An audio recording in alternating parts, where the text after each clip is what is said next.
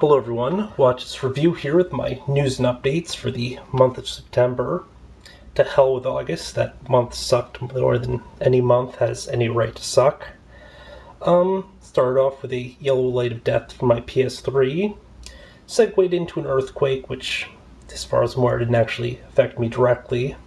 But to cap off the month, we had Tropical Storm Irene, which proceeded to knock out my power from Sunday until late Wednesday.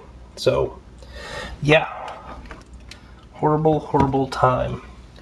Now, I might be cursed. I'm not 100% sure.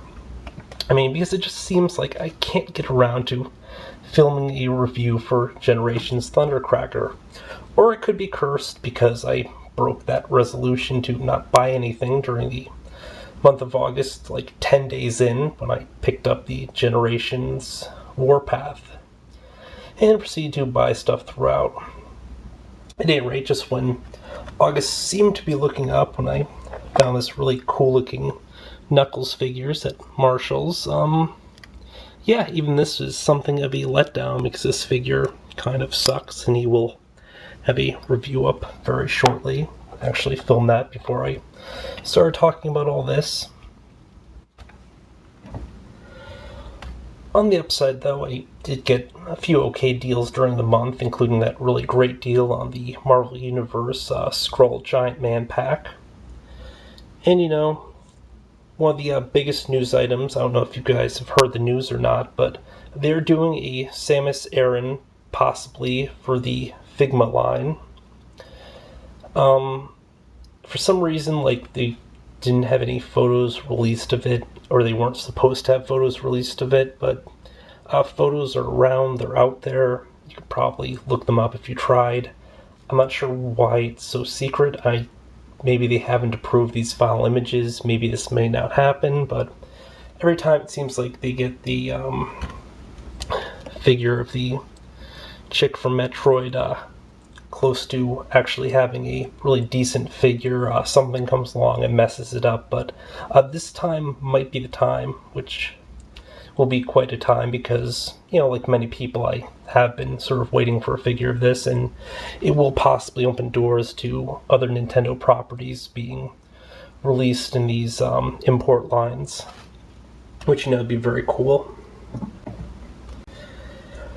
In other news, I realized I still have to try to recover my old PS3 one more time because I have a lot of the primers that I previously shot and are currently stored in the system. In case you weren't aware, I do all my package shots first. I open up the figures. I generally mess around with them quite a bit just to figure out how the articulation is and what the overall look of the figure is in many cases. Then I actually reviewed that later part sometime down the road, but particularly in the case of the Sinestro Corps Scarecrow, that information is locked on the old system. I have to somehow retrieve it so I can have a really complete review.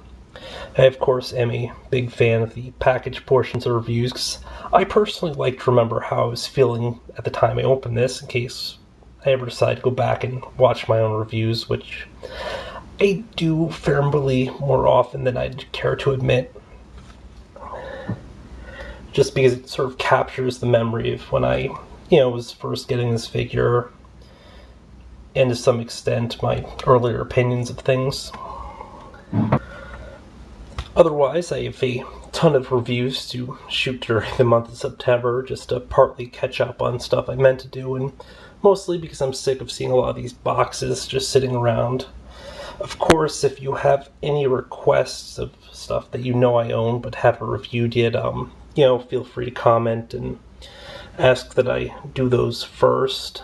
In some cases I probably can't, like Metallo, I'd have to review the entire wave, or at least open those figures to sort of complete that, but in other cases there's some things that I may have mentioned picking up and just haven't gotten around to reviewing yet. Although I definitely will be reviewing that Skrull Giant Man pretty quickly. I've already unboxed him without actually shooting the packaging portion, but I figure I can get him back into the package pretty easily. But yeah, I'm tons and tons of stuff. Including a bunch of stuff that I previously meant to do. Shockwave. Also, in general, I'm sort of worried about the Dark of the Moon line already. I think it's kind of being phased out of retailers. I know that Takara released a whole bunch of stuff for Japan that we might not see in the US, including a redeco for Skywarp, which is basically Thundercracker here, which is the Starscream mold, in a black and purple deco, which would be really nice if they did come out with it, but given that the movie's out of theaters, and I guess there's usually a rush when these things come to DVD. But I mean, there's a whole bunch of merchandise that I've seen shots for that I'm not 100% sure are coming to America, including a Cyberverse version of Shockwave with this one giant tank thing, which would be really cool, but I think it's part of a Wave 3 for that, which looks doubtful that it'll actually arrive at this point. Just kind of a downer. Speaking of downers, my local Walmart already has removed their section for the DC Universe Classics. I guess it was a low performer or whatever. At least that's the only possible reason I could think, unless Walmart's just not going to be carrying the line going forward, which seems kind of crazy. I know it does only really have a few more waves until the Collect and Connect waves sort of phase out. I think after that they're maybe doing greatest hits versions, reissues of earlier stuff. Completely off topic, but completely weird. I was in my Target the other day.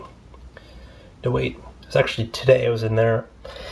And sitting on the shelf, I saw a Harley Quinn figure.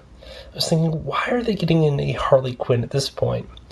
Unfortunately, it had some crazy paint defect on the face and stuff. Otherwise, I would have just picked it up for the hell of it. But I already own a Harley Quinn, which I think I reviewed already, as well as a completed Gorilla Grodd, which I know I've reviewed already, so, I mean, there wasn't a ton of incentive to pick it up, but I was half debating to pick it up for the novelty of it, and for some whatever reason, it was kind of a messed up package, it had some crap on the top of it. Not sure what's up with that either. But yeah, I'm getting distracted. But September will definitely be a month of stuff that I catch up on stuff, just to get a lot of stuff out of the way, and I guess on some levels, even out my review reserves, where I have primarily Star Wars and G.I. Joe stuff now that I haven't uploaded. And, after this, I'll probably have a whole bunch of DC stuff and Marvel stuff that'll be sitting in there as well. Though I might just sort of do daily reviews at some point. I don't like doing that much, because then people end up missing if you review a ton of stuff, but yeah, one other piece of news that really depresses me that I recently learned, although it was announced much earlier. Apparently the DC Retroaction line canceled. Again, I think probably due to performance issues, although, nobody was really covering the line at all. It's consisted of the 4 waves. I recently picked up Sinestro, the first one, not the Sinestro Core version. And then it also had a Green Lantern wave, which was just Maddie exclusives. I'm actually kind of upset about that, although the $20 at retail price was sort of obscene for these figures. I mean, I guess it's kind of just what the market demands or whatever, but it's more than this collector usually pays for it. Which is why it was great when I found them for a bunch of them for $10 at Marshalls and TJ Maxx and stuff, and I ended up picking up that Sinestro kind of cheaply as well. But yeah, some stuff to look forward to.